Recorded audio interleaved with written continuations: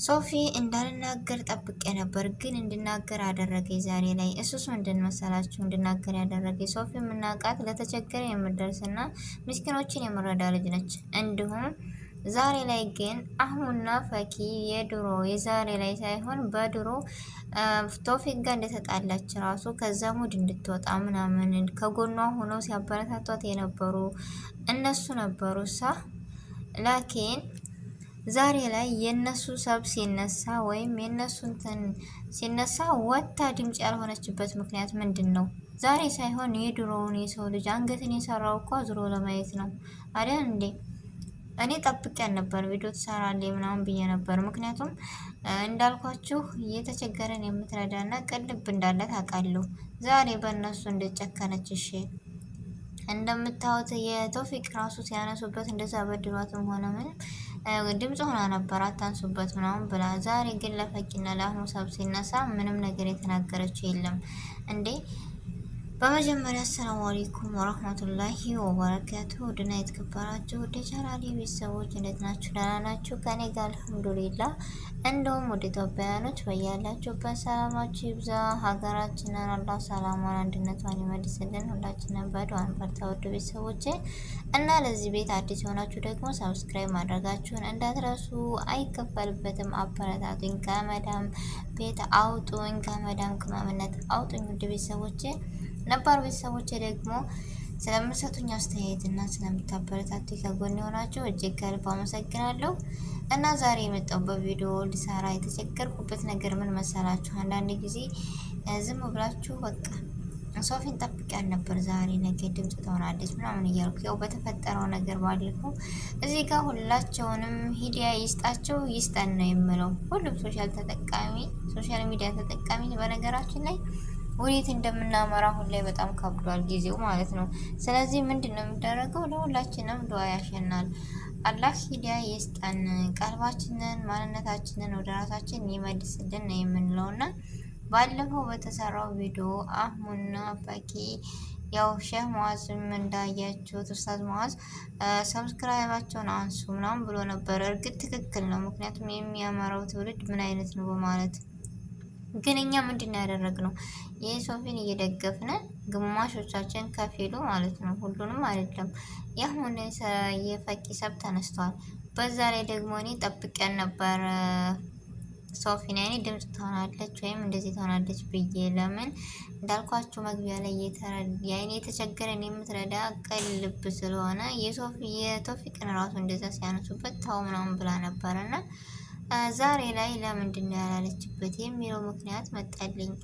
አንዳንድ ጊዜ ሰው ልጅ አይደለም በጓደኝነት መካከል የእናት አባት ልጅ ወንድም እኮ እየተጣላ ነው ያለው።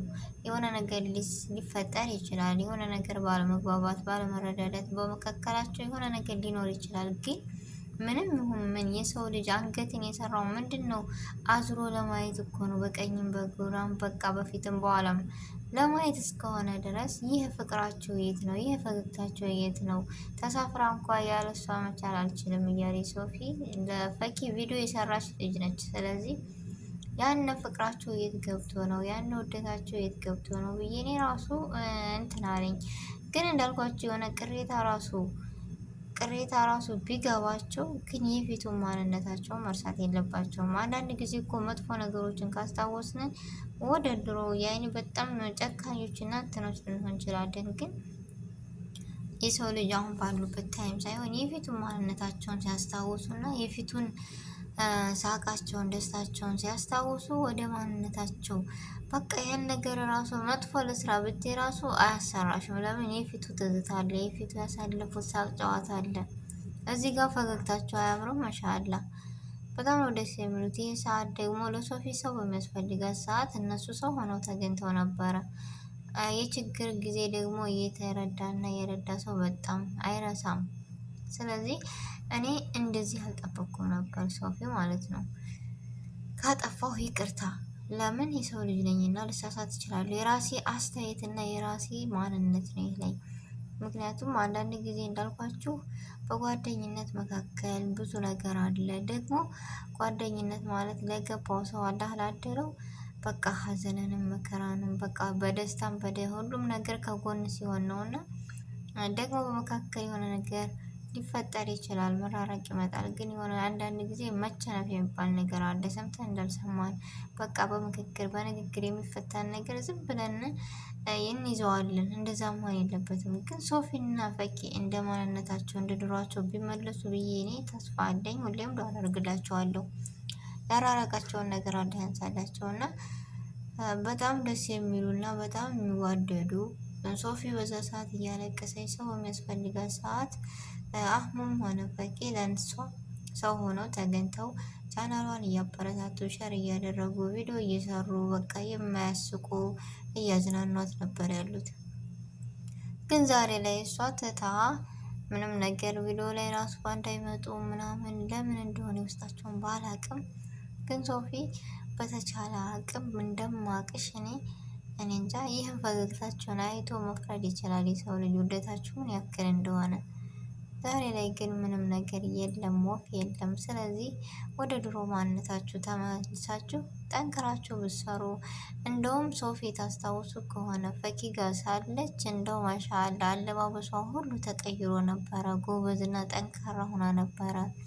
ታስታውሱ ከሆነ ሶፊ ትንሽ ካለባበሷ የሆነ የወጣ ነገር ስለምንለብስ ላኪን ፈኪያ ጋር ከተገናኘች ወዲህ በጣም ማሻአላ ተቀይራ ነበረ። ግን አሁን ላይ እንደምታዩት አይደለም ለነሱ ወታጅራ ገባች አስታርቆኝ ማድረሽ እያለች ይገርማል የሰው ልጅ በዚህ። ላኪን ፈኪያ ጋር ከተገናኘች ወዲህ በጣም ማሻአላ ተቀይራ ነበረ። ግን አሁን ላይ እንደምታዩት አይደለም ለነሱ ወታጅራ ገባች አስታርቆኝ ማድረሽ እያለች ይገርማል የሰው ልጅ በዚህ ያክል እና አንዳንድ ጊዜ ምን ለማለት ፈልጌ መሰላችሁ? ይህን ሁሉ አንዳንድ ጊዜ መቸነፍ የሚባል ነገር አለ እና የድሮ ማንነታችሁን አስታውሱ። ምንም ጸብ እንኳ ቢመጣ የሆነ መጥፎ ነገር ራሱ ብታስቡ የድሮ ማንነት ሊይዛችሁ ይችላል፣ መቻል አለበት። ያሳለፋችሁት አብራችሁ የበላችሁት የጠጣችሁት እንዳሁኑ ራሱ ባላችሁበት ታይም ባይመለስ እንኳ ይመለስም ብዬ አላስገድድም። ምክንያቱም አንድ ጊዜ የወደደ ልብ መጥላትም ስለሚችል፣ ግን የሆነ መጥፎ ነገር እንዳሰሩ እና ለሰው ቀን እንድታስቡ የሚያደርጋችሁ ነገር አለ። እሱም መሰላችሁ በፊት አብራችሁ የሰራችሁት ነገር፣ አብራችሁ የበላችሁት፣ የጠጣችሁት፣ የሳቃችሁት፣ የተጫወታችሁት ወደ መጥፎ ነገር በፍጹም ሊሰዳችሁ አይችልም። ብቻ ያም ሆነ ያም አህሙ ደግሞ በኮንፊደንስ እየሳቀ እኔ ብታነሱት በመቶ እንትን የዩቱባችንን ተቀብለናል ብሏል። በጣም ነው ያን ፓርት ደስ ያለኝ። ምክንያቱም በኮንፊደንስ ሲናገር እየሳቀ አይደለም፣ አልከፋቸውም። ያም ሆነ ያም ምንድን ነው ፈኪና አህሙ መቼም አይለያዩም። አንደኛ፣ ሁለተኛ ደግሞ መቼም እንደውም በቃ ብርታት ሆኗቸዋል ነው የምለው። እየጎበዙ ነው፣ እየጠነከሩ ነው አለ አይደለም ያ ነገር ተፈጠረና ብሎ አንገታቸውን ደፍቶ አልተቀመጡም። ስለዚህ ጉዞ ይቀጥላል ነው የምለው።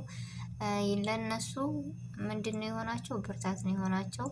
ብቻ አሁን በዛ ኮንፊደንስ ሲናገር እኔ ማመን ነው ያቃተኝ ውድ ቤተሰቦቼ። ምክንያቱም ደስ ይላል ከምላችሁ በላይ እና አንዳንድ ጊዜ ፈተና ያጠነክራል የሚባለው ነገር እውነት ነው። ያው አህሙና ፈኪ ሁሌም ጉዟቸውን ጀምረዋል። ጉዞ ወደፊት ነው የምለው። ብቻ ውድ ቤተሰቦች የዛሬው የነበረ ቪዲዮ ይህን ይመስል ነበረ። ካጠፋው ይቅርታ ጠይቃለሁ። ስህተት ካለኝ ያረሙኝ።